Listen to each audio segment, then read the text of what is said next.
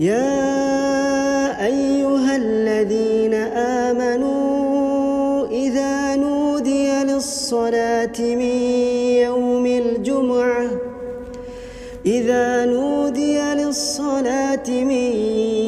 الجمعة الحمد لله نحمده ونستعينه من يهدي الله فلا مضل له ومن يضلل فلا هادي له وأشهد أن لا إله إلا الله وحده لا شريك له وأشهد أن محمدا عبده ورسوله أما بعد فقد قال الله تعالى في القرآن العليم والفرقان المجيد يا أيها الناس اتقوا ربكم الذي خلقكم من نفس واحدة وخلق منها زوجها وبث منهما رجالا كثيرا ونساء واتقوا الله الذي تساءلون به والأرحام إن الله كان عليكم رقيبا يا أيها الذين آمنوا اتقوا الله حق تقاته ولا تموتن إلا وأنتم مسلمون. பெருமதிப்பிற்கும் மரியாதைக்கும் உரிய எல்லாம் அல்ல அல்லாஹுவின் நல்லடியார்களே, இந்த உலகத்தை படைத்து பராமரித்து கொண்டிருக்கின்ற அந்த ஏக இறைவனின் சாந்தியும் சமாதானமும் வற்றா பெருங்கருணையும் எம்பெருமான் நபிகள் நாயகம் ஸல்லல்லாஹு அலைஹி வஸல்லம் அவர்களின் மீதும் அவர்களின் குடும்பத்தார்கள் மீதும் அவர்களின் அடிச்சுவற்றை அப்படியே வாழ்ந்த உத்தம சத்திய சஹாபாக்கள் மீதும் இந்த உலகத்திற்கு உண்மை எடுக்கக்கூடிய இமாம்கள் மீதும் குறிப்பாக இங்கே அமர்ந்திருக்கக்கூடிய நம் அனைவர்கள் மீதும் என்றென்றும் நிலவட்டுமா என்று சொல்லி எனது உரையாடம் செய்கின்றேன். கண்ணியமிக்க எல்லாம் அல்ல அல்லாஹுவின் நல்லடியார்களே, அல்லாஹ் ஜல்லஷானஹு தஆலா திருமறை குர்ஆனில் 3வது அத்தியாயம் 138வது வசனத்தில் சொல்லி காட்டுகின்றான். ஹாதா பயானுன் லின்னாசி வஹுதன் வல் மௌஇலத்தன் லில் முத்தகீன். அதாவது இந்த வசனத்தில் அல்லாஹ் சொல்லக்கூடிய கருத்து என்ன அப்படின்னு கேட்டிங்கன்னா, இது மனிதர்களுக்கு விளக்கமும் நேர்வழியும் இறைவனை அஞ்சுவோருக்கு அறிவுரையாகவும் நாம் கொடுத்துருக்கிறோம் என்பதை அல்லாஹ் சொல்லி காட்டுகின்றான். எதை சொல்லி காட்டுகிறான் அப்படின்னு கேட்டிங்கன்னா, இந்த திருமறை குர்ஆனை அல்லாஹ் சொல்லி காட்டுகின்றான். இது மனிதர்களுக்கு நேர்வழி காட்டக்கூடியதாக இருக்கிறது, அறிவுரையாக இருக்கிறது, பல பயன்கள் இதில் இருக்கிறது என்பதை அல்லாஹ் சொல்லி காட்டுகின்றான். இன்னொரு வசனத்தில் அல்லாஹ் சொல்லி காட்டுகின்றான். 2வது அத்தியாயம் 188வது வசனத்தில் சொல்லி காட்டுவான். சஹ்ரு ரமலான ஃபீ ருன்சில் குர்ஆன். இந்த குர்ஆன் ரமலான் மாதத்தில் அருளப்பட்டது, அது மனிதர்களுக்கு நேர்வழி காட்டக்கூடியதாக இருக்கிறது என்பதை அல்லாஹ் சொல்லி காட்டுகின்றான். அதே போன்று இன்னொரு வசனத்தில் அல்லாஹ் சொல்லி காட்டுகின்றான். 10வது அத்தியாயம் 57வது வசனத்தில் சொல்லி காட்டுகிறான். கூப்பிடும்போதே ஐயுவல்லதீன ஆமனும் அப்படின்னு கூப்பிடல. எப்படி கூப்பிட்றான்? நம்பிக்கை கொண்டு வரணும்னு நல்லா கூப்பிடல. எப்படி கூப்பிட்றான் அப்படின்னு கேட்டிங்கன்னா, வார்த்தை வித்தியாசமாக எல்லாம் போடுறான். யா அய்யுஹன் நாஸ், மனிதர்களே அப்படின்னு கூப்பிட்றான். ஒட்டுமொத்த மனித சமுதாயத்தை எல்லாம் கூப்பிட்றான். கூப்பிட்டு தான் இந்த அறிவுரையை நாம் கொடுக்குறோம், இது பயனுள்ளதாக இருக்கிறது, நேர்வழியாக இருக்கிறது, இறைவனை அஞ்சுவோருக்கு அறிவுரையாக இதில் உள்ளது என்பதை எல்லாம் என்ன செய்கிறான், சொல்லி காட்டுகின்றான். அப்போ இந்த அறிவுரை என்பது மனிதர்களுக்கு தேவைப்படக்கூடிய ஒன்றாக இருக்கிறது. அறிவுரை இல்லைன்னு சொன்னால் யாருமே என்ன செய்ய மாட்டாங்க, ஒரு நேர்வழி பெற மாட்டாங்க, பக்குவம் பெற மாட்டாங்க. இப்போ உதாரணத்திற்கு சொல்வதாக இருந்தால், நம்மளுடைய பிள்ளையை எடுத்துக்குங்க. நம்ம புள்ள நம்ம பேச்சை கேட்க மாட்டான். நம்ம நேரம் யார்கிட்ட கொண்டு போய் சொல்லுவோம்? வாத்தியார்கிட்ட சொல்லுவோம், அல்லது ஓதக்கூடிய மதரசாவில் இருக்கக்கூடிய அந்த ஆசிரியர் இடத்துல சொல்லுவோம். என்ன சொல்லுவோம்? என் புள்ள என் பேச்சை கேட்கவே மாட்டேங்கிறான் பாய், ஏதாவது அவனுக்கு ஏதாவது சொல்லி புத்திமதி சொல்லுங்க, அறிவுரை சொல்லுங்க, சொல்கிறோமா இல்லைங்களா? இந்த அறிவுரை என்பது என்னங்கிறது நமக்கே தெரியல. முதல்ல அதை விளங்கிக்கணும். அறிவுரைனா என்னன்னா, ஒரு மனிதனை மனிதனாக மாற்றுவது, ஒரு மனிதனுக்கு நேர்வழியை காட்டுவது, ஒரு மனிதனை பக்குவப்படுத்துவது தான் இந்த அறிவுரை. அதைத்தான் இந்த குர்ஆன் சொல்லி காட்டுகிறது. இது மனிதர்களுக்கு நேர்வழிப்பா. அந்த நேர்வழியை எப்படி கொடுக்குறான்? அறிவுரையா அவனுக்கு கொடுக்குறான். யாருடைய அறிவுரை? படைத்த இறைவனுடைய அறிவுரை. அந்த அறிவுரை நாம் சரியா பின்பற்றி நடக்கிறோமா?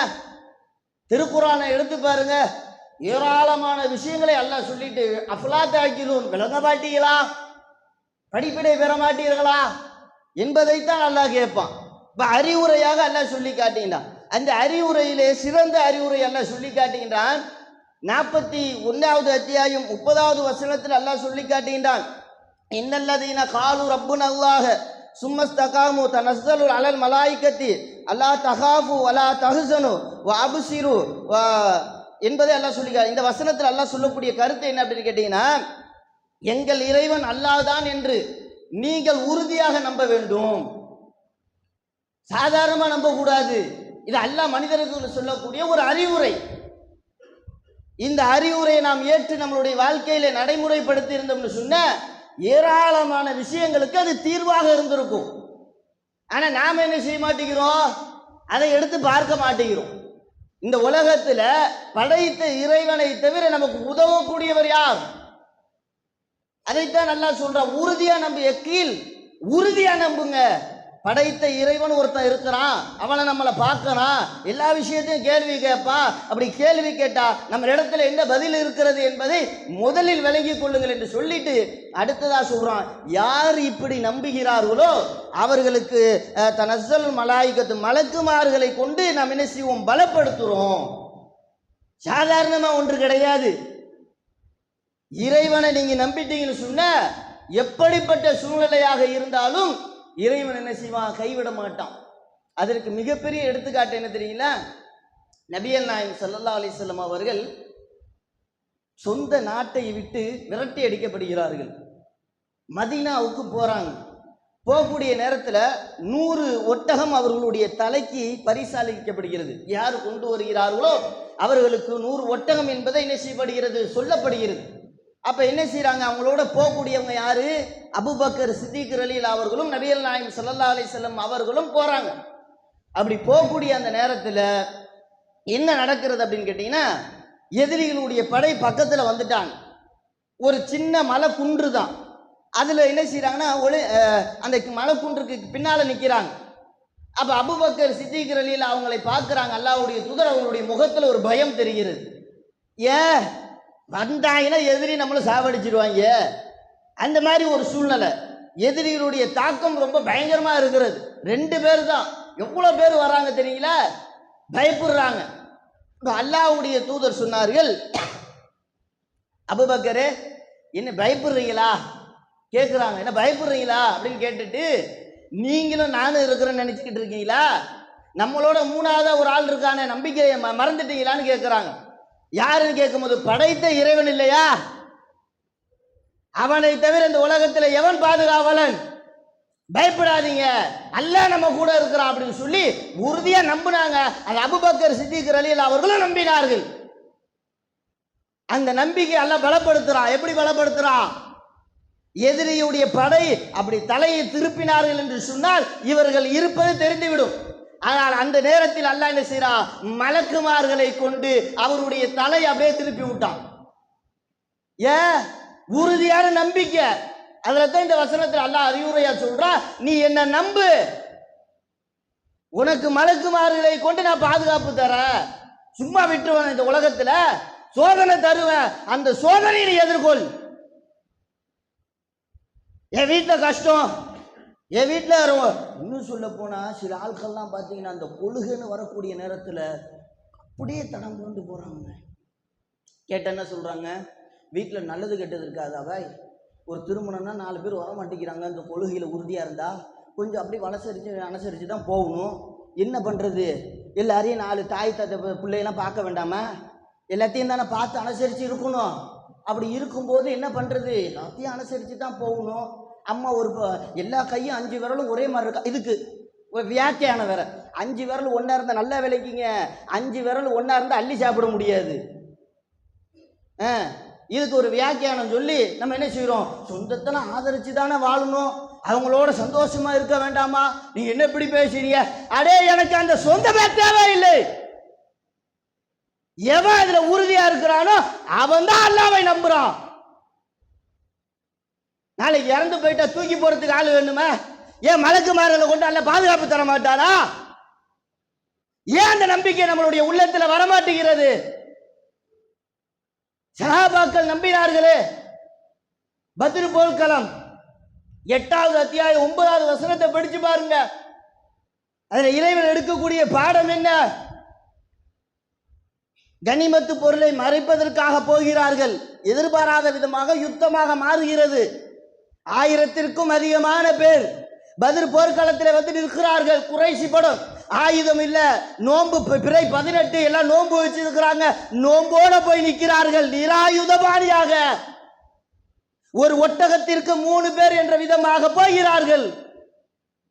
ஆயுதம் இல்ல, வாகன ஏற்பாடு இல்ல, எந்த ஒண்ணுமே கிடையாது. அல்ல பல சோதனையை கொடுக்கிறான். நீ போய் நில்லு, உன்னுடைய உறுதியை நான் பார்க்கிறேன். போனாங்க, பத்ர் போர்க்களத்திற்கு போய் நிற்கிறார்கள். சஹாபாக்களை பற்றி அல்லாஹ் சொல்றான், உங்களுடைய உள்ளங்களில், அதாவது உங்களுடைய முகத்தில் அந்த பயத்தை நான் பார்த்தோம். ஆனா நாம் என்ன ஏற்படுத்தினோம் தெரியுங்களா? எதிரியுடைய படையை உங்களுக்கு குறைவாக நாம் காட்டினோம். ஏன்? அதிகமாக காட்டியிருந்தா போர்க்களத்துக்கு நீங்க வந்து நின்றுக்க மாட்டீங்க அப்படின்னு சொல்லிட்டு கடைசி வரைக்கும் செக்கு வச்சான்லாம். என்ன செஞ்சா? போ, 1000 பேர் தானே, போய் யுத்தம் செய்யுங்க அப்படின்ட்டான். ஒரு ஆள் 3 பேரை எதிர்கொள்ளணும். அந்த மாதிரி ஒரு சூழ்நிலை. அதுல சிறுவர்களும் இருக்கிறார்கள், 10 வயதுக்குள்ளப்பட்டவர்களும் இருந்தார்கள். போறாங்க. அல்ல வானத்திலிருந்து 3000 வானவர்களை இறக்குறான். இறக்கி பாதுகாப்பு கொடுக்கலையா? அந்த உறுதி அவர்களிடத்துல இருந்த காரணத்தினால்தான் கடைசி வரைக்கும் அல்ல சோதனை கொடுத்துக்கிட்டே இருந்தான்.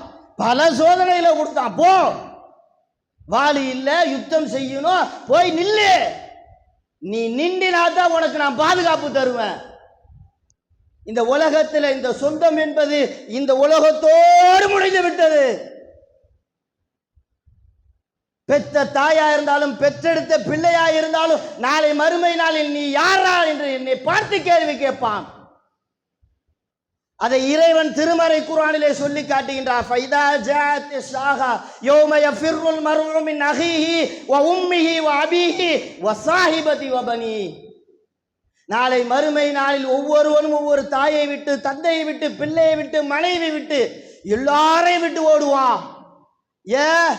நான் மட்டும் தப்பிச்சா போதுண்டு இறைவனிடத்தில் அவன் முறையிடுவான். இறைவா, நான் இந்த உலகத்தில் வழியிடுவதற்கான காரணமாக இருந்த இதோ என்னுடைய மக்கள் இருக்கிறார், சமுதாயம் இருக்கிறது, இவர்களை தூக்கி நரகத்தில் வீசு, என்னை உயிரோட விடு இறைவா. பேசுவார்களுங்க. இந்த உலகத்தில் சொந்தத்தை ஆதரிச்சு நடக்கிறோமே, அல்லாஹ் சொல்லக்கூடிய முதல் அறிவுரை அதுதான். நீ ஃபர்ஸ்ட் அல்லாஹ் மீது உறுதியாக நம்பிக்கையாயிரு, அதுக்கப்புறம் இந்த உலகத்தை பாரு. நீ இந்த உலகத்தில் பயப்பட தேவையில்லை. நாம நினைக்கிறோம் நம்ம இறந்து போயிட்டா நம்மளை தூக்கி போறதுக்கு ஆள் வர மாட்டாங்கன்னு. அல்லாஹ் யாரையும் கொண்டு உதவி செய்வான். இந்த மழை வெள்ளத்தில் கடலூர் மாவட்டத்தில் பச்சை குழந்தை, 3 மாச குழந்தை, யாராவது எதிர்பார்த்திருப்பார்களா?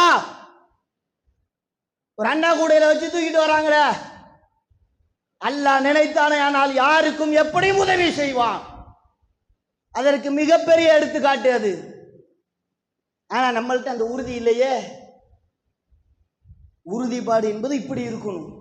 கடைசி காலம் வரைக்கும் என்னுடைய உயிர் என்னுடைய உடலிலிருந்து பிரிகிற வரைக்கும் அல்லாஹ்வின் மீது நான் நம்பிக்கை வச்சுட்டேன். அல்லாஹ் எனக்கு பாதுகாப்பான். நான் செத்து போயிட்டா என்னுடைய மவுத்தை தூக்குறதுக்கு தானே ஆள் இல்லைன்னு நினைக்கிறோம். யாரையும் கொண்டு அல்லாஹ், ஏங்க நாம அப்படி நினைக்கிறோமே, அப்படி அல்லாஹ் விட்டுருவான்னு நினைக்கிறீங்களா? இந்த உலகத்துல மிகப்பெரிய காஃபிராக இருந்த அல்லாஹ் சொல்றான், குறைஷிய கூட அந்த பத்ர் களத்துல புதைக்கவில்லையா? அதற்கு அல்லாஹ் உதவி செய்யவில்லையா? ஒரு கேடுகட்ட காஃபிருக்கு கூட இருந்துச்சு அது. அல்லாஹ்வின் மீது நம்பிக்கை. நாம கொள்கையை ஏற்றிருக்கிறோம், அல்லாஹ்வின் மீது உறுதியா நம்புறோங்கிறோம். ஆனா நம்மள்ட்ட அந்த உறுதிப்பாடு இல்லையே. நினைச்சு பாருங்க. இதைத்தான் அல்லாஹ் சொல்றான். முதல் அறிவுரையா சொல்லி காட்டுறான் குர்ஆன்ல. அடுத்தது அல்லாஹ் சொல்லி காட்டுகின்றான். 40வது அத்தியாயம் 43வது 74வது அத்தியாயம் 40வது வசனத்துல சொல்லி காட்டுகின்றான். மா சலக்குக்கும் ஃபீ சகர். எல்லாருக்கும் இந்த அறிவுரையை சொல்றான். சக்கரை என்னும் இந்த நரகத்திலே உங்களை தள்ளியது எது? சக்கர்னா சாதாரண ஒன்றா? அதை பற்றி அல்லாஹ் திருமறை குர்ஆனிலே சொல்லி காட்டுகின்றான்.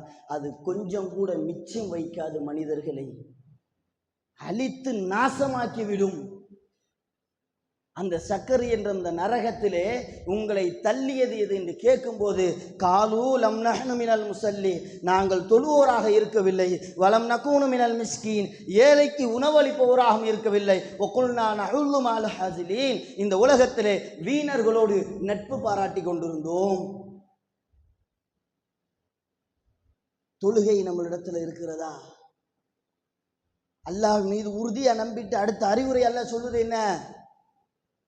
அறிவுரைங்கிறது நம்ம சொல்றோமே, குர்ஆனை திறந்து பாருங்க, கிட்டத்தட்ட 92 இடங்கள்ல அல்லாஹ் சொல்லி காட்டுறான் அறிவுரையாவ.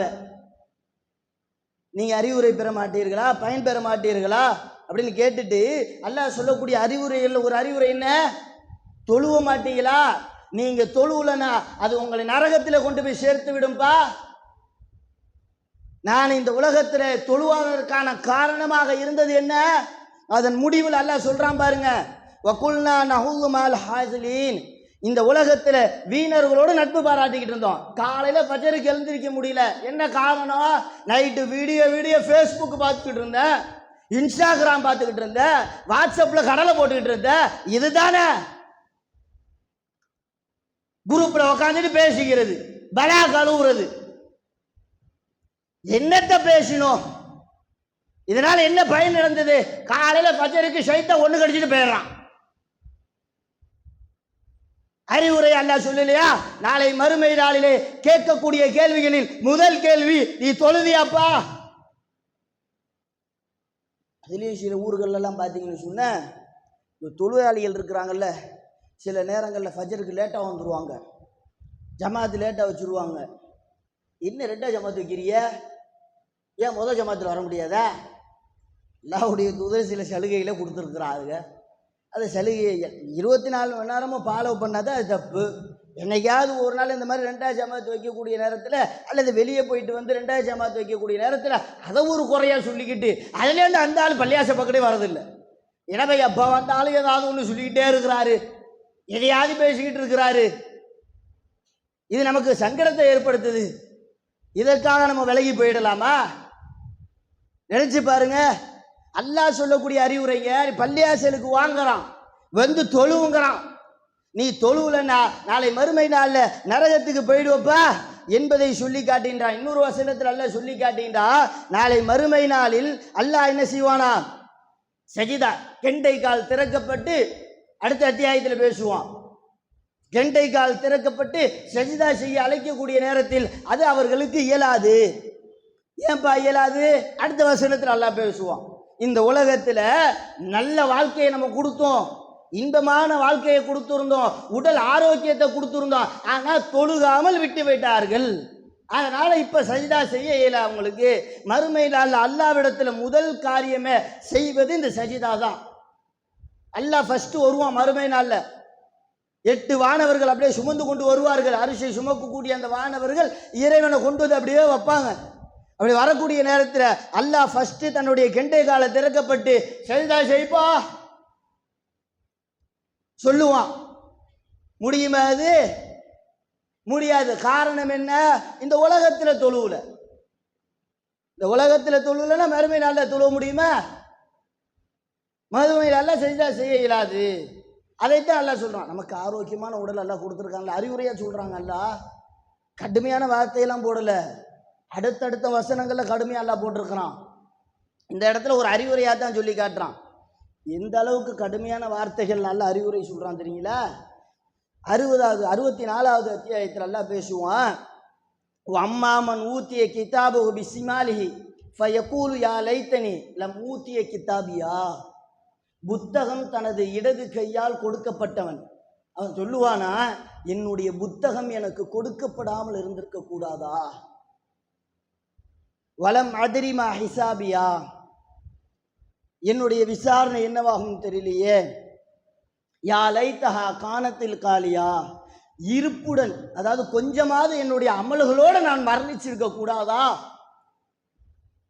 மா அகுனா அன்னி மாலியா, என்னுடைய ஆட்சி அதிகாரம் எல்லாம் இன்றோடு அழிந்து விட்டது. ஹலக் அன்னி சுல்தானியா, சுல்தான அதிகாரம், என்னுடைய அதிகாரம் அத்தனையும் அழிந்து விட்டது என்று நினைச்சுவான். மறுமை அல்லாஹ் அவன் புலம்புவான் என்பதை ஒரு அறிவுரையாக அல்லாஹ் நமக்கு சொல்றான். இது எப்ப? மறுமை நாளில் நடக்கும்பா, அதுக்கு முன்னாடி நீ திருந்திக்க அப்படின்னு அல்லாஹ் சொல்றான். அதுல சொல்லக்கூடிய வார்த்தையில முதல் வார்த்தை என்ன? நான் கொஞ்சமாவது நல்ல அமல்களை செய்திருக்க கூடாதா? இந்த உலகத்துல வீணர்களோடு நட்பு பாராட்டிக்கிட்டு இருந்துட்டேன்னு, கடை வீதிக்கு போன ஃப்ரெண்டோட பேசினா அப்படியே நேரம் போறதே தெரியாது. அசருடைய பாங்கு காது செவ்வ கிழிச்சிக்கிட்டு கேட்கும். அப்போதான் டிவி வால்யூமை கொஞ்சம் கம்மி பண்ணி கேட்டுக்கிட்டு உட்காந்துருப்போம். பாங்குக்கு பதில் சொல்கிறது இல்லைங்க இந்த காலத்தில். யோசிச்சு பாருங்க. ஹையால் சலா தொழுகையின் பக்கம் பாருங்கள், ஹையால் அல் ஃபலா வெற்றியின் பக்கம் பாருங்கள் நல்லா அழைக்கிறான். இந்த உலகத்தில் அதற்கு நாம் செவி சாய்க்கவில்லை என்று சொன்னால், அதை சரியான முறையில் நாம் கேட்கவில்லை என்று சொன்னால், மறுமை நாளில் மிக மிக மோசமான ஒரு சூழ்நிலை சந்திக்க நேரிடும். சில நேரங்கள்லாம் பாருங்களேன், ரொம்ப மனசு வேதனையாக இருக்கும். சில நேரங்களில் கஷ்டப்பட்டு வருவாங்க. சில அறிவுரைகளில் ஜும்மாவில் சொல்லப்படும். அதை கூட கேட்காம என்ன செய்வோம், அலட்சியமாக உட்காந்துருக்கோமா இல்லைங்களா? சில நேரங்களில் தூங்கிடுறது, சில நேரங்களில் இப்போலாம் ஃபோனு சர்வசாதாரணமாக யூஸ் பண்ண ஆரம்பிச்சிட்டாங்க. எந்த அளவுக்கு அப்படின்னு கேட்டிங்கன்னா, தொழுது முடித்த உடனே அல்லாஹ் அக்பர்னு சொல்லணும். அதை சொல்கிறது கிடையாது. தொழுது முடித்தோடனே ஃபோனை எடுத்து பார்க்குறது, வாட்ஸ்அப் ஸ்டேட்டஸ். என்னத்தை பார்க்க போகிறோம்? இன்னும் முக்கியமான என்ன ஆம்புலன்ஸாக ஓட்டிக்கிட்டு இருக்கோம், உயிருக்கு போராடுறான்னு சொல்லி ஆம்புலன்ஸுக்கு ஃபோன் அடிக்கிறதுக்கு. யோசிச்சு பாருங்க. ஃபோன் எடுத்து பார்க்குறாங்க. என்ன சரி என்ன தான் பார்க்குறான்னு பார்த்தா வாட்ஸ்அப் ஸ்டேட்டஸ். அதை எத்தனை பேர் பார்த்துருக்குறாங்க? இது ஒரு நல்ல பண்பா? தொழுது முடித்த உடனே அல்லாவிடத்தில் நான் தொழுத தொழுகை ஏற்றுக்கொள்ளப்பட்டதா என்பதை அல்லாவிடத்தில் கையேந்தி கேட்கிறோமா? யோசிச்சு பாருங்க. நாளை மறுமை நாள் அல்லாவிடத்தில் போய் நின்று அல்லாஹ் கொடுத்துருவானா?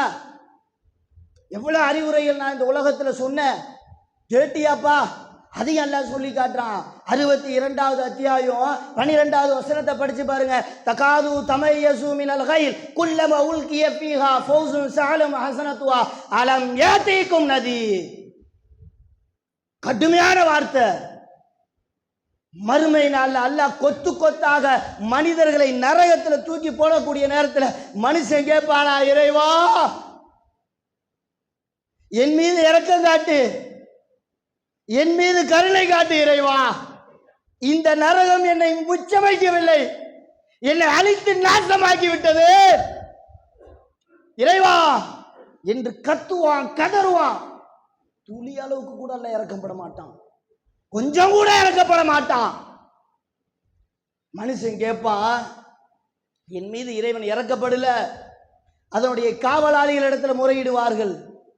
நரகத்துடைய காவலாளிகள் இருக்கிறார்களா இல்லையா? கொடூரம் கொண்ட வானவர்கள் நல்லா சொல்றான், கொஞ்சம் கூட இறக்கப்பட மாட்டாங்க. அவர்களிடத்துல கேட்பான் மனுஷன், எங்களுடைய வேதனையை பார்த்தியா, எங்களுடைய அதாபுகளை பார்த்தீங்களா, நாங்கள் படக்கூடிய கஷ்டத்தை பார்த்தீர்களா, எங்களுக்காக அல்லாவிடத்தில் கொஞ்சம் சிபாரிசு பண்ணக்கூடாதா, அல்லாவிடத்தில் கொஞ்சம் பரிந்து பேசக்கூடாதா? அப்ப மனுஷன் சொல்லுவாங்க, அந்த மலக்குமார்கள் சொல்லுவார்களா, இந்த உலகத்தில் இந்த பூமியில நீ வசிக்கும் போது அல்லாஹ்வை பற்றி எச்சரிக்கை செய்யக்கூடிய சமுதாயம் வந்தார்களா இல்லையா? அப்ப அவர் சொல்லுவார்களாம், காலு வந்தார்கள், அவர்களை பொய்யென கருதினோம், அலட்சியப்படுத்தினோம், பொடும்போக்கா ஏத்துக்கிட்டோம், அவர்கள் சொல்ற அறிவுரையை நாங்க ஏத்துக்கல, அவங்க என்ன சொல்றாங்கிறத நாங்க கேட்கல, ஆளை பார்த்தோம், வயசை பார்த்தோம், சைஸை பார்த்தோம், இதைத்தான் பார்த்தோமே தவிர என்ன அறிவுரை சொன்னாங்கிறது பார்க்கலையே. அப்ப அந்த வானவர்கள் சொல்லுவார்களாம், நீ எப்படி அன்னைக்கு அலட்சியப்படுத்தினாயோ அந்த அறிவுரையை இன்று உங்களை நாங்கள் அலட்சியப்படுத்துகிறோம். ஏண்டா அவன் சொன்னது அவன் சொந்த கருத்தை சொன்னானா? அவன் வீட்டில் நடந்த சம்பவத்தை சொன்னார்களா? அல்லாஹ்வுடைய வசனத்தை உங்களுக்கு அறிவுரையா சொல்லப்படக்கூடிய நேரத்தில் அதை ஏத்துக்கலையா? அல்லாஹ் கேட்பாங்க. நினைச்சு பாருங்க, இதை ஒரு அறிவுரையாக அல்லாஹ் சொல்லி காட்டுகின்றான். நாளை மறுமை நாளில் நமக்கு இந்த மாதிரி ஒரு நிலைமை வந்து விட்டால் நம்மளுடைய நிலைமையை யோசிச்சு பார்க்க வேண்டாமா? நமக்காக பரிந்துரை இந்த உலகத்தில் 4 பேர் நம்மள்ட்ட நல்லா சிரிச்சு பேசுவாங்க, நல்ல முறையில் நடப்பாங்க, அவங்களாம் நாளைக்கு மறுமை நாள் அல்லாஹ்விடத்தில் வருவாங்களா? எனக்காக வந்து நாளைக்கு நிற்பாங்களா? இந்த உலகத்தில் உடம்பு சரியில்லைனா கூட வந்து பார்க்க மாட்டேங்கிறாங்க. நான் செய்யக்கூடிய அமல் தான் எனக்கு வரும், நான் தொழக்கூடிய தொழுகை தான் எனக்கு வரும், நான் வைக்கக்கூடிய நோன்பு தான் எனக்கு வரும், நான் செய்யக்கூடிய தர்மம் தான் எனக்கு வரும். அல்லாஹ்விடத்தில் வேற யாரும் வர மாட்டார்கள். இந்த மனித சமுதாயம் அத்தனை விரண்டு ஓடும். விளங்கிக் கொள்ளுங்கள், அல்லாஹ்விடத்திலே நமக்காக அல்லாஹ்தான் இருக்கிறான், வேறு யாரும் இருக்க மாட்டார்கள். அல்லாஹ் சொல்லக்கூடிய ஒரு அறிவுரை, இதை உறுதியாக ஏற்றுக்கொண்டு அல்லாஹ்விடத்தில் மறுமை நாள் வரைக்கும் என்னுடைய பாவத்திலிருந்து என்னை விடுபடுயா அல்லாஹ் என்று அல்லாஹ்விடத்தில் அதிகமாக கையேந்தி எவ்வளோ பாவம் செய்தோமோ அந்த பாவத்திலிருந்து விடுபட்டு இனி வரக்கூடிய காலங்களில் கொஞ்சமாவது நல்லடியார்களாக இறைவனுக்கு பிடிக்கக்கூடிய இறை திருப்தியோடு வாழக்கூடிய ஒரு பாக்கியத்தை வல்ல ரஹ்மான் நம் அனைவருக்கும் தந்தல் புரிவானா என்று சொல்லி எனது முதல் உரையை முடித்துக் கொள்கிறேன்.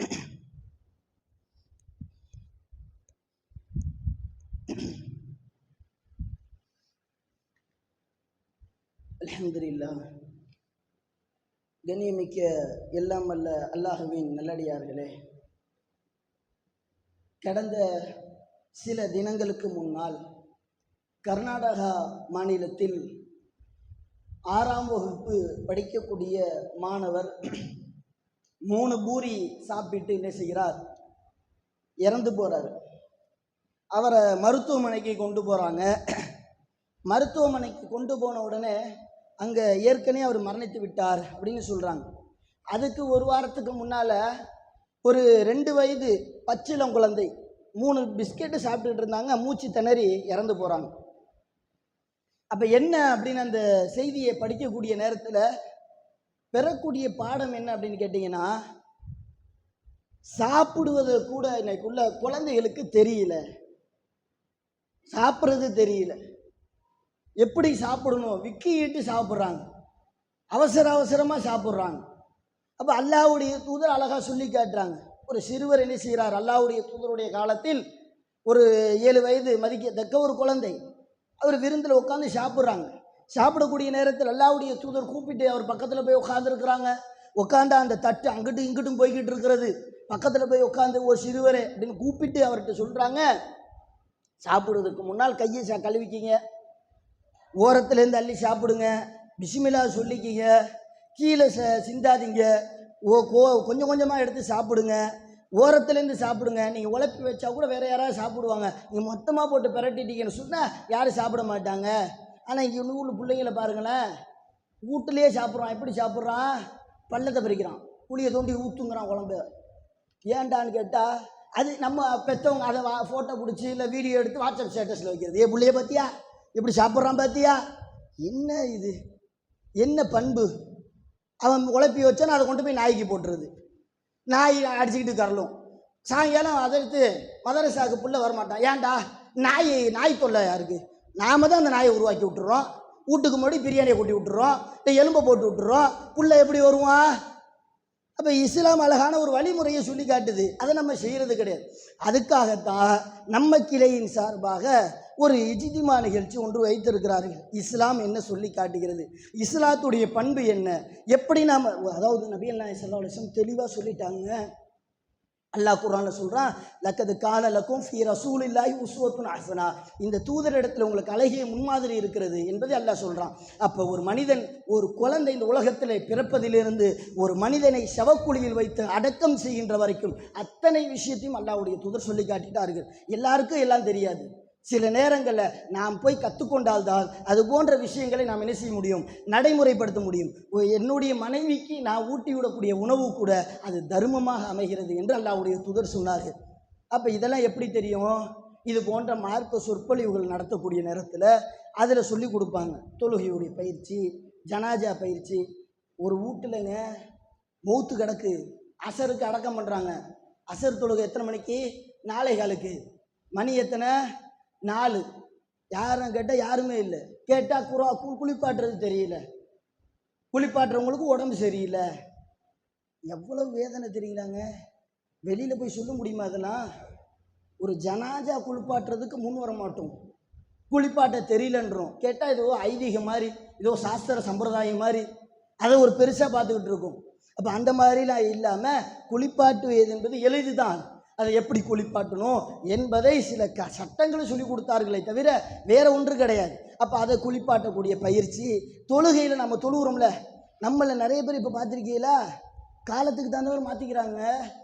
அல்லாஹ் அக்பர் தக்பீர், கையை உயர்த்தணும் தோல் பூஜ்ஜம் வரைக்கும், இல்லை கால் வரைக்கும் அல்லாஹ் அக்பர், அல்லாஹ் அக்பர் வைத்துக்கிட்டு அல்லாஹ் அக்பர் இப்படி தொழுக. இது ஒரு சுன்னத்து. ஒரு சுன்னத்தை புறக்கணிக்கிறோமா இல்லைங்களா? எப்படி இன்றைக்கி தொழுகிறாங்க? தொழக்கூடிய பிள்ளைகளை பாருங்கள். நாம் தொழுகிறோமே, நாம் சரியாக தொழுகிறோமா? அப்போ இது போன்ற நிகழ்ச்சிகள் வைக்கக்கூடிய நேரத்தில் அதை பற்றி சட்டத்திட்டங்களை என்ன செய்வார்கள்? சரியான முறையில் சொல்லிக் கொடுப்பார்கள். அப்போ இது ஒரு மணி நேரத்தில் முடியாது, அரை மணி நேரம் ஜும்மா பாயின் மாதிரி விளைக்கிற முடியாது. இது ஒரு நாள் என்ன செய்யும், அதுக்கான செலவழிக்கிற மாதிரி ஒரு நிலைமை ஏற்படுது. அப்போ நாம் என்ன செய்ய வேண்டும்? நம்ம கீழையில் அதுக்கான வாய்ப்பெல்லாம் கொடுத்துருக்கோம். நீங்கள் எத்தனையோ கிளைகள் இருக்குங்க, உன்னை நல்லா விளங்கிங்க. நமக்கு அல்லாஹ் செஞ்ச மிகப்பெரிய அருள். எத்தனையோ கிளைகள் இருக்கிறது. மார்க்க தெரியாமல் ஒரு ஊரில் தொழுகைக்கு அழைப்பு கொடுக்குறோம், தனிநபர் தாவால். தொழுகைக்கு வாங்க, பிள்ளையை தொழுகைக்கு அனுப்புங்கன்ட்டு. என்ன பாய் பெருனா வந்துருச்சான்னு கேட்குறாங்க. தொழுகைங்கிறது பெருனா மட்டும்தான். இன்னும் சில ஊர்களில் இஸ்லாம்னா என்னன்னு தெரியுதுங்க. இவ்வளோ வேதனை தெரியுங்களா? இது சிரிப்பதற்காக சொல்லலை, மனசு வேதனை. ஒரு தொழுவது கூட தெரியாமல் இருக்கிறாங்களே. 5 வேளை தொழுகை இஸ்லாம் கடைப்பிடிக்க சொல்லுது, அது கூட தெரியாத மக்களாக இருக்கிறாங்களே. அப்போ நம்ம ஊரில் அல்லாஹ் அருள் செஞ்சுருக்கிறான். நம்ம ஊரில் வைக்கிறாங்க. வரக்கூடிய 15ஆம் தேதி இஜ்திமா, ஒரு நாள் ஃபுல்லாக என்ன செய்கிறாங்க? அதுக்காக நம்ம மக்கள் தெரிஞ்சுக்கணும். நான் மட்டும் சொர்க்கத்துக்கு போகக்கூடாது, நம்ம சுற்றி இருக்கக்கூடியவரும் சொர்க்கத்துக்கு வரணுங்கிற ஒரு நல்ல எண்ணத்தோடு நல்ல நிகழ்ச்சியை ஏற்பாடு செய்திருக்கிறார்கள். அதற்கு சாப்பாடு, டீ செலவு எல்லாமே இருக்கிறது. நீங்கள் கொடுக்கக்கூடிய பொருளாதாரத்தை வைத்து தான் செய்ய முடியும். நீங்கள் கொடுத்தா தான் உண்டு. நான் ஒன்று வேணாங்க, இந்த நிகழ்ச்சிக்காக நான் ஒரு 1000 ரூபா கொடுக்குறேன் அப்படின்னு கொடுத்துட்டீங்கன்னு வச்சிங்களேன், நீங்கள் சாதாரணமாக நினைக்கிறீங்க. அந்த நிகழ்ச்சிக்கு யாராவது ஒருத்தர் வராருன்னு வச்சுக்கிங்களேன், புதுசாக வராரு, வந்து ஒரே ஒரு செய்தியை கேட்டுட்டார், அந்த ஒரு செய்தியை அவர் நடைமுறைப்படுத்தினார் சொன்னால் அவருக்கும் அந்த நன்மை கிடைக்கும். அந்த நன்மையை தூண்டுவதற்காக காரணமாக இருந்த உங்களுக்கும் அந்த நன்மை கிடைக்கும். அதைத்தான் அல்லாஹ்வுடைய தூதர் சொல்கிறாரு. ஆகையினால் அந்த நிகழ்ச்சிக்கு நம்மளுடைய பொருளாதாரத்தை இப்போ எடுத்துகிட்டு வர இந்த வாரம் ஜும்மா வசூல் அதுக்கு தான் போட்டிருக்கிறாங்க. பொருளாதாரத்தை எடுத்துகிட்டு வராத சகோதரர்கள் என்ன செய்யுங்க, முடிந்த அளவுக்கு, என்னால் முடிந்த அளவுக்கு நான் ஒரு 1000 ரூபா தரம்பேன், ஒரு 2000 ரூபா தரம்பேன் அப்படின்னு சொல்லி நீங்களே கொடுங்க. வெளியில் போய் வசூல் பண்ண முடியாது. உங்கள் ஊரில் உங்கள் நிகழ்ச்சி நடத்தினா உங்கள்கிட்ட தான் வசூல் பண்ண முடியும். வெளிக்கிளைகள்கிட்ட கேட்டால் கொடுக்க மாட்டாங்க. அப்போ நம்ம ஊரில் நடத்தக்கூடிய நிகழ்ச்சி நம்ம மக்கள் வெற்றி பெறணும் அப்படிங்கிற ஒரு நல்ல நோக்கத்தில் வச்சுருக்கிறாங்க.